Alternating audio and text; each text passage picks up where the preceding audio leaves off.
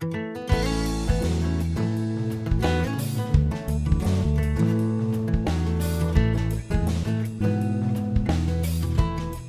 everyone, it's Aunt Fernita. Today's story is called Water from a Rock. The memory verse is from Isaiah chapter 26, verse 4. It says, "Trust in the Lord forever, for the Lord is the rock eternal."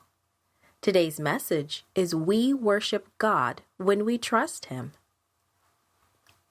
Have you ever run out of water? Imagine how thirsty you would be. You would probably be upset and cranky. Years ago, God told Moses to lead the Israelites out of Egypt. Moses did, but they had a water problem. This is how it happened. The Israelites were out of water again. So they started complaining to Moses again. "Why did you bring us out of Egypt to die in this desert?" they grumbled. "There's nothing good to eat here, and there's no water to drink." They didn't mumble about this just once or twice. Again and again they complained, their voices growing louder and louder. How many times had Moses heard that? In fact, the people had complained about having no water 40 years earlier. At that time, God had told Moses to strike the rock, and water had gushed out. Gallons and gallons of water had poured out, and it kept pouring from out of the rock as long as the people were there. So here they were again, without water. Instead of trusting God to care for their needs, they grumbled and complained. And Moses, as he always did, turned to God for help. God told Moses to take his staff, his walking stick, and call his brother Aaron.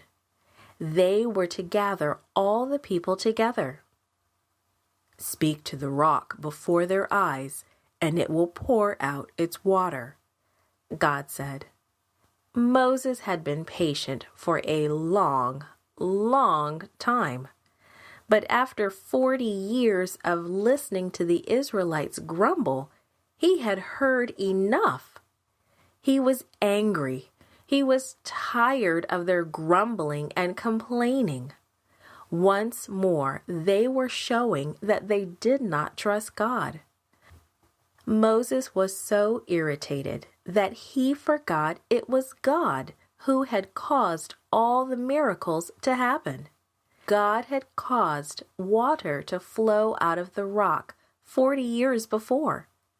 Only God could cause it to flow again. But Moses forgot.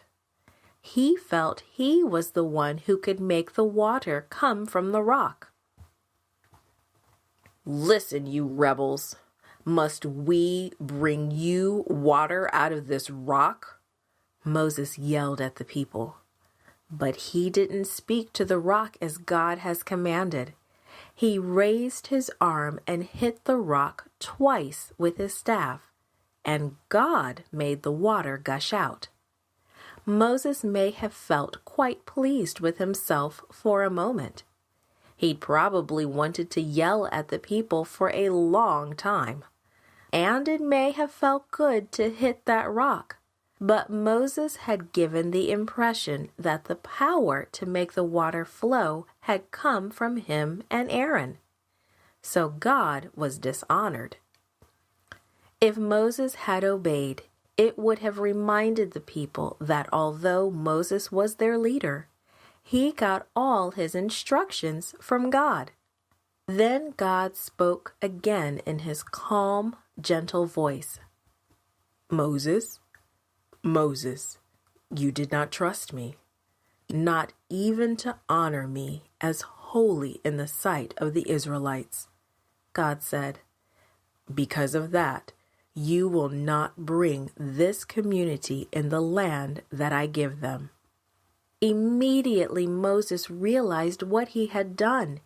He too had forgotten to trust God. He had forgotten for a moment who was really leading Israel. For 40 years, Moses and Aaron had struggled in the wilderness. For 40 years, they had led God's people. But Moses and Aaron could not go into the promised land. The Israelites had to learn that whoever their leader was, that person had to trust God completely and honor all of God's instructions. God wants us to honor and worship Him. He wants us to trust Him.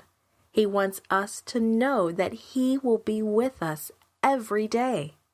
We worship Him when we do what He asks of us, and we worship Him when we trust His leading. Created and produced by Falvo Fowler. This podcast is read by Franita Buddy Fullwood for Gracelink.net. Animation and artwork by Giogo Godoy. Audio is post-produced by Faith To at Studio El Piso in Singapore. The theme music is by Clayton Kinney. The audio engineer was Maurice Bailey.